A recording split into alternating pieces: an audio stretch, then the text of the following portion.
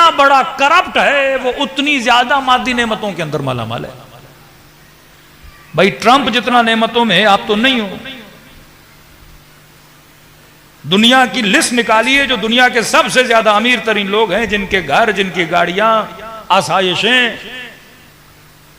तो किसी मुहज्जिब बंदे से पूछो कि आप इनके रास्ते पे चलने की कुरान में दुआ मांग रहे हो कि सिरातल लज़ीना अनअमता अलैहिम, खुदाया उन पर जिन पे तूने अपनी नेमतों को नाजिल किया। मुराद कौन सी नेमत है बंदे खुदा?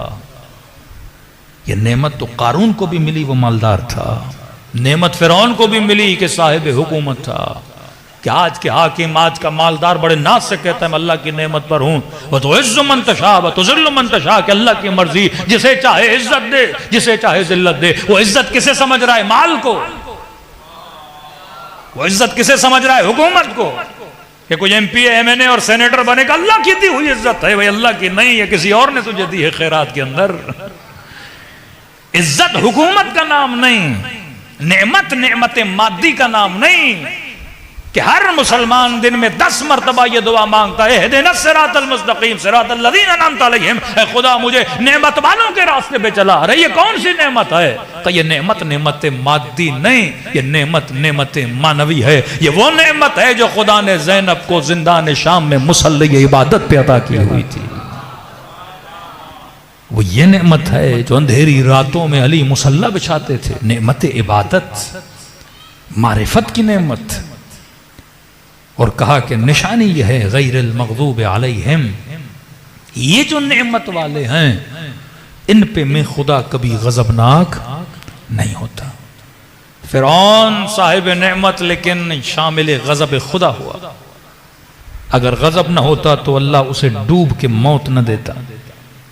कारून वो मालदार था लेकिन खुदा ने उसे जमीन बोस कर दिया। तो फरमाया ऐसा बेदीन मालदार अल्लाह के गजब के अंदर है, और ऐसा हाकिम जो बेदीन है वो भी अल्लाह के गजब के अंदर है। तू चाहे दुनिया की लाख नेमतों के अंदर हो, लेकिन अगर बेदीन है, अगर अल्लाह की इताअत नहीं है तो तुम पर गजब परवरदिगार आलम है। का कौन से नेमत वाले? का यहाँ नेमत से मुराद नेमत इबादत है, नेमत से मुराद नेमत इताअत है। ये नेमत किसको मिलती है? जो मकाम यकीन पर पहुंच चुका है। हम में से कोई पूरी रात एक मुर्दे के साथ नहीं गुजारेगा। तो आप कहेंगे मौलाना इस यकीन तक कैसे पहुंचे? फरमा यकीन की मंजिल इल्म की वादियों में तैरने से मिलती है। पहली बार कोई छलांग लगाएगा दरिया में शायद डूब जाए, लेकिन रिपीटेडली अगर प्रैक्टिस करता रहेगा तो वो उस दरिया में तैराकी को सीख जाएगा। तभी फरमाया वअबुद रब्बक हत्ता यातियकल यकीन, अल्लाह की इतनी इबादत कर यहाँ तक कि तुझे खुदा तुझे मकामे यकीन अता करे। इसे कहते हैं रिपीटेशन ऑफ एक्ट। अगर आप किसी मुर्दे से डरना नहीं चाहते तो इसका आसान फार्मूला, कराची में भी कई लोग हैं जो मुर्दों से नहीं डरते। वो कौन है? वो है गस्साल,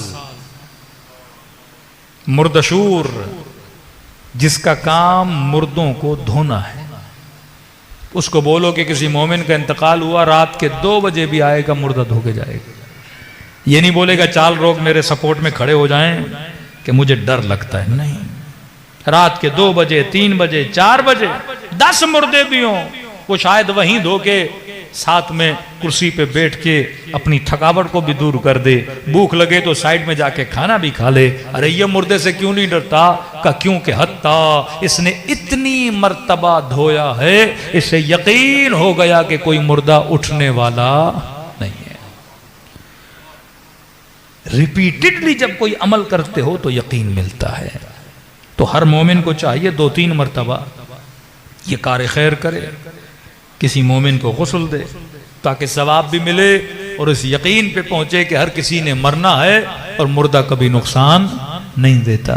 दूसरे बंदे से मिलना है जो मुर्दे से नहीं डरता, वादी हुसैन चले जाइए, बोलिए यहाँ पे कोई कब्र कन जो कब्रों को मरम्मत और खुदाई का काम करता है, उससे मिलना है। उसे बोलो जनाब रात के 2 बजे कब्र की खुदाई करनी है। कहेगा कोई बात नहीं, आप जब बुलाएं मैं आने के लिए तैयार हूं। अरे मैं 2-2 बजे कब्रिस्तान जाने से डरता हूं। ये क्यों नहीं डरता? क्योंकि इतनी मर्तबा इसने कब्रों की खुदाई की है, इसे यकीन हो गया कि कब्रिस्तान मकाम खौफ नहीं है, मकाम इबरत है।